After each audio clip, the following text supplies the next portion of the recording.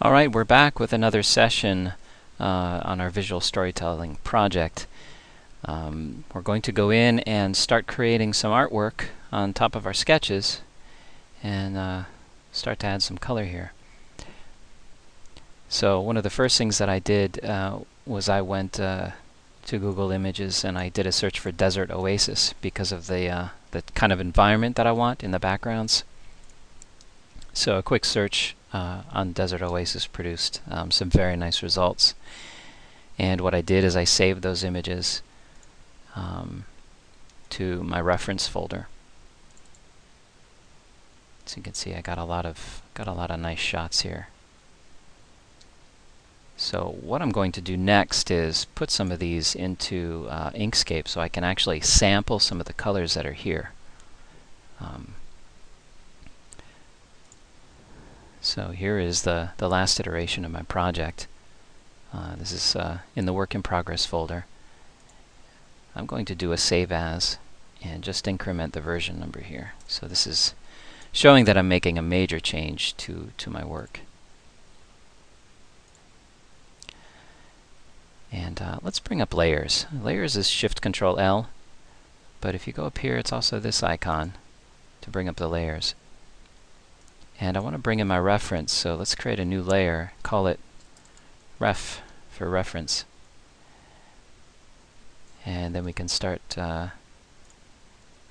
dragging and dropping those images in here. Alright, so let's see, I want this one.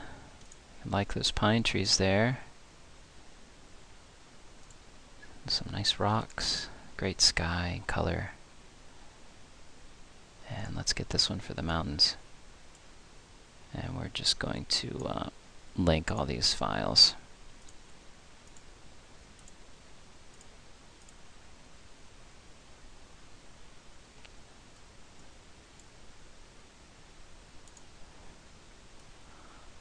Let's sizes are pretty good. Bring these down a little bit smaller so we can see them all.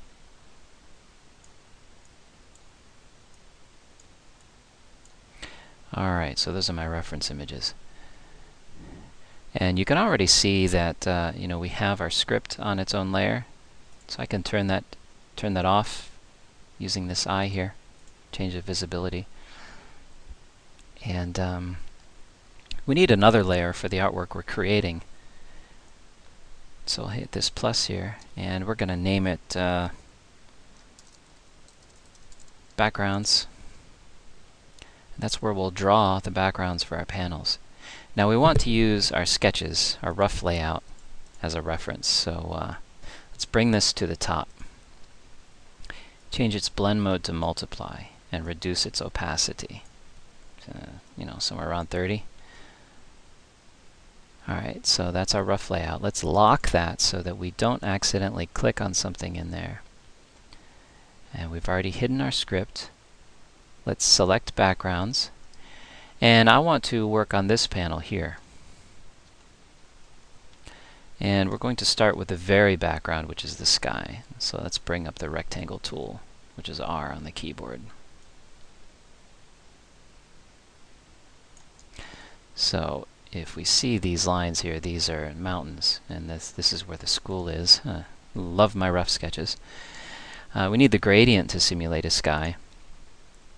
So if we draw a gradient here, we can change these colors here. Let's bring up the stroke and fill. Find a nice blue. Change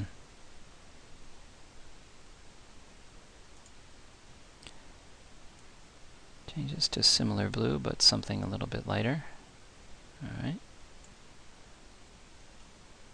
Ooh.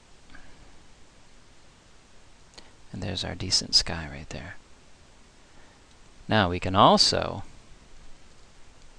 let's see, if we like the sky on this one, we can also select and then use our eyedropper. Let's see, there's our dropper. And choose a color from the sky. And you can see how that changed, but that's the top, so let's select here at the top. And we'll do the bottom.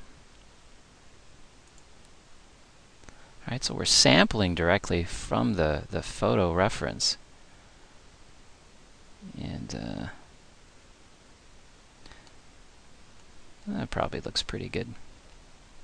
I might make a little bit lighter. So if we go to the HSL, we can change the lightness, which is what L stands for. Bring it over here to the right. There we go. Alright, so there's our sky. Let's bring up the Bezier pen tool, which is B on the keyboard. Oops, did not want to do that. It's also over here on the left. And let's draw our first mountain. This is where the school is.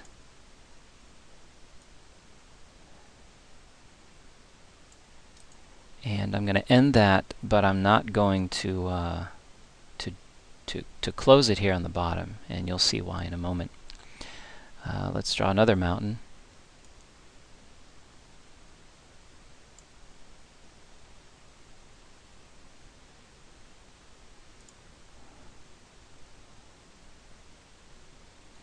And you know what? Let's delete that.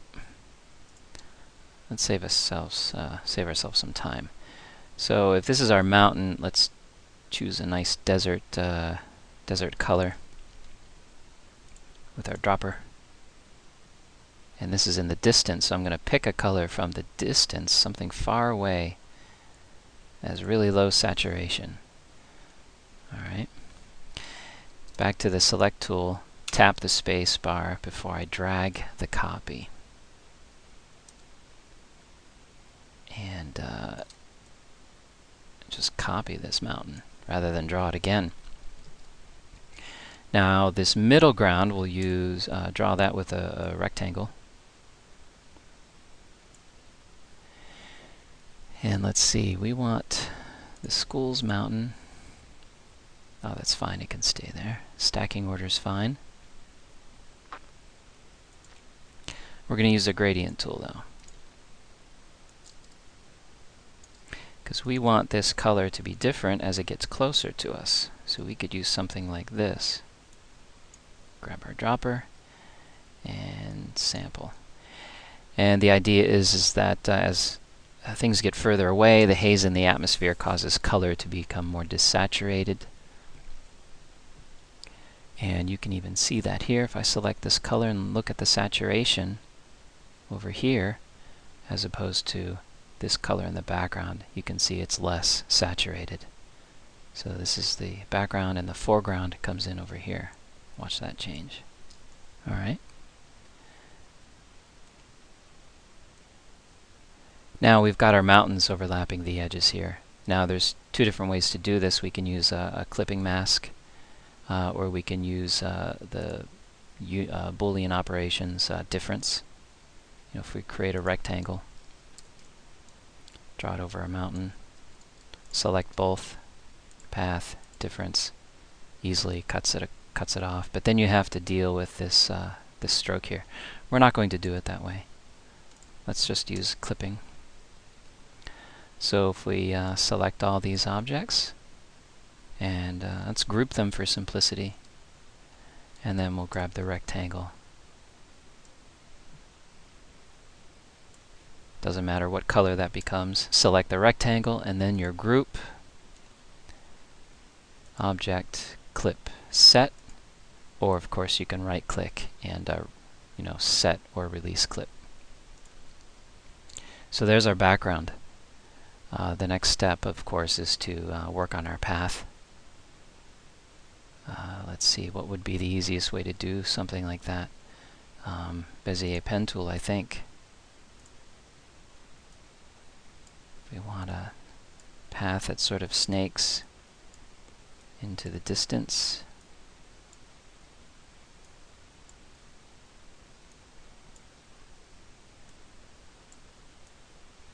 And then leads up to the top of the hill.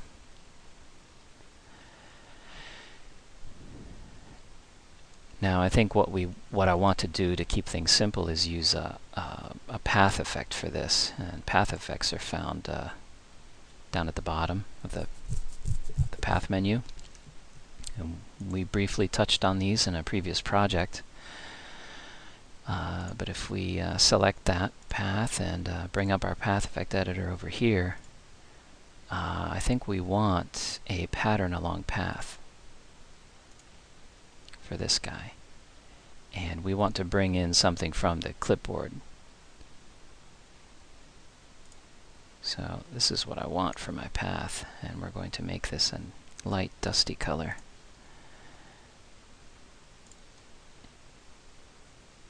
So if we select that, copy it, select our path, and paste path.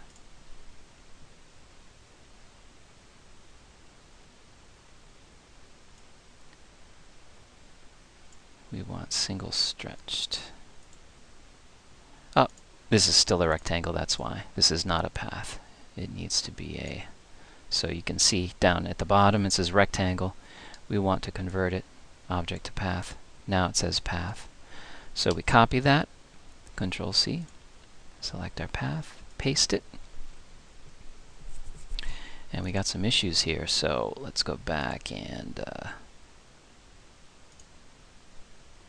pattern source. We want to link to path. So if we take this and scale down these points here, you can see how our path can recede into the distance.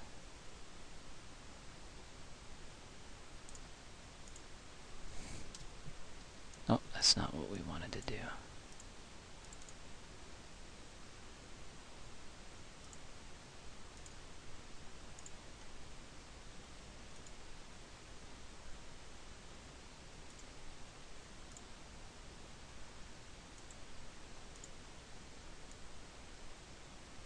There we go. And that's what we want. So we may have saved some time here. Let's turn off stroke. Stroke is not going to work. In creating our path, we extend this down.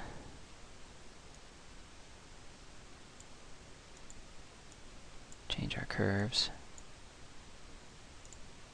So that's one way to do it. And that can be part of our background.